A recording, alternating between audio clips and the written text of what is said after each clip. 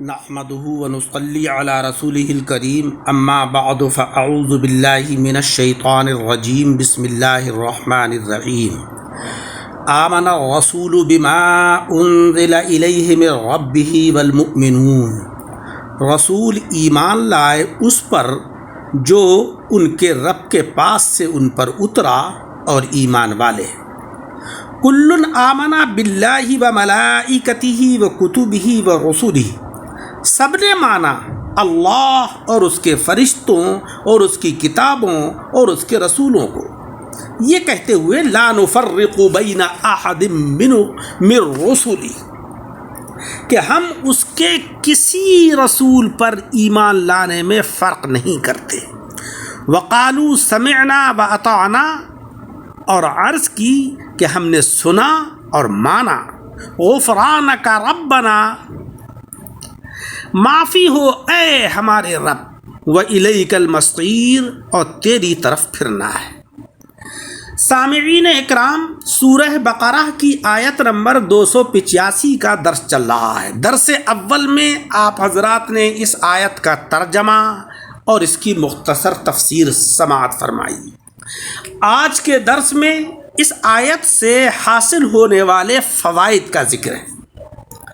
پہلا فائدہ تو ہمیں اس آیت مبارکہ سے یہ حاصل ہوا کہ جناب رسول مکرم صلی اللہ علیہ وسلم اور دیگر مؤمنین کے ایمان میں بہت فرق ہے۔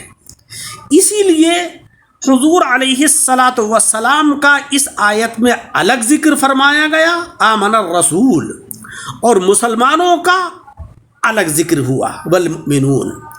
اگر یہ فرق نہیں ہوتا تو مؤمنین میں رسول بھی داخل ہو جاتے، لہذا کوئی مسلمان آقا علیہ السلام کو اپنا بھائی نہیں کہہ سکتا۔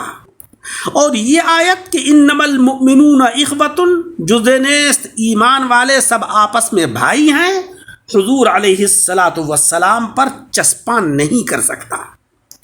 حق یہ ہے کہ نبی اور امتی میں لفظ ایمان کی تو شرکت ہے، لیکن معنی ایمان کی شرکت نہیں۔ نبی اور رسول کا ایمان الگ ہے اور مؤمنین کا ایمان الگ ہے۔ اللہ تبارک و تعالیٰ کا نام بھی تو مؤمن ہے، مگر اسے بھائی نہیں کہا جا سکتا۔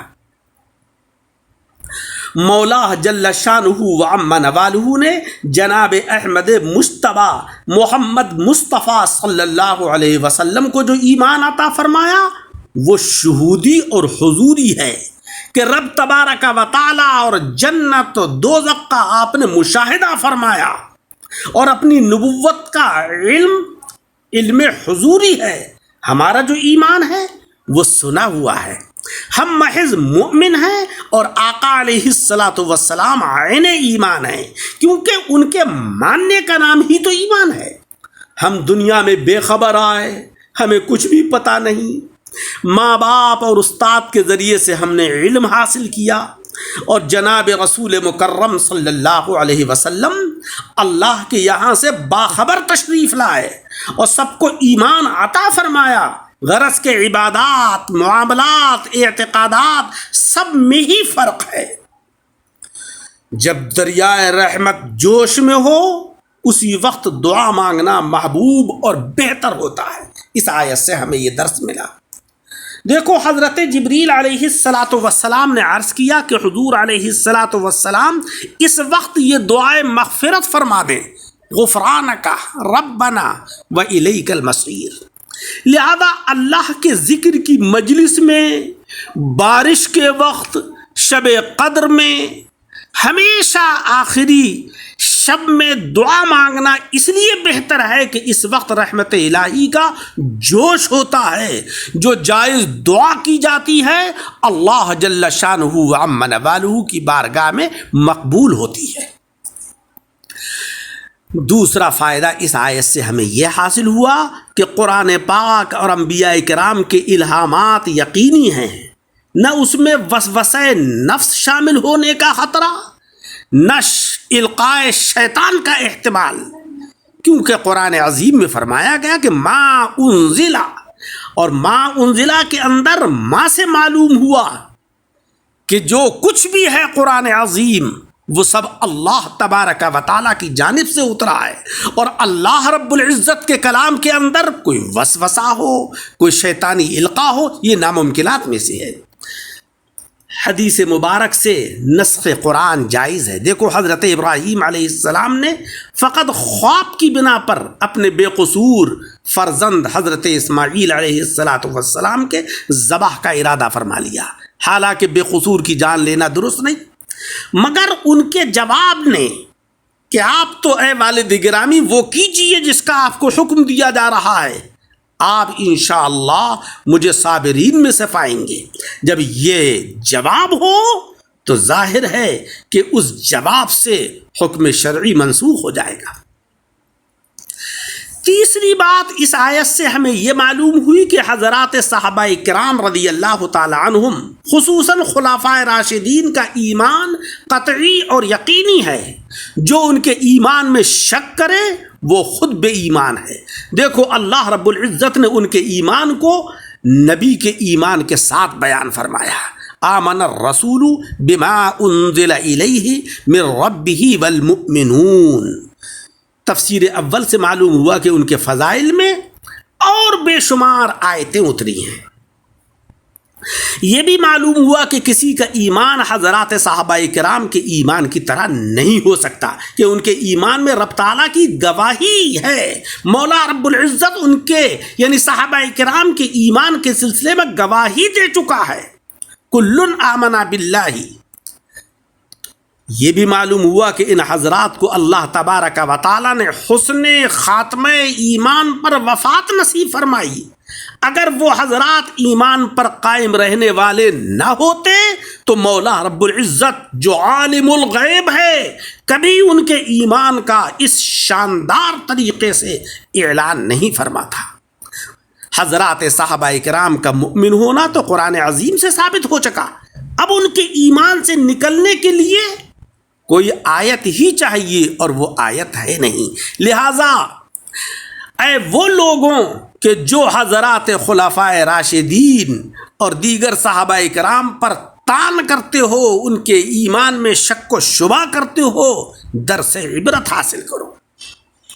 چوتھی بات اس آیت سے معلوم ہوئی کہ قرآن پاک میں نہ تبدیلی ہوئی ہے نہ تحریف۔ جو کوئی اس میں کمی یا زیادتی مانے وہ کتبی کا مؤمن نہیں ہو سکتا۔ پانچواں فائدہ یہ حاصل ہوا کہ سارے فرشتوں، ساری کتابوں، سارے رسولوں پر ایمان لانا ضروری ہے، ان میں سے ایک کا بھی انکار کرنا کفر ہے۔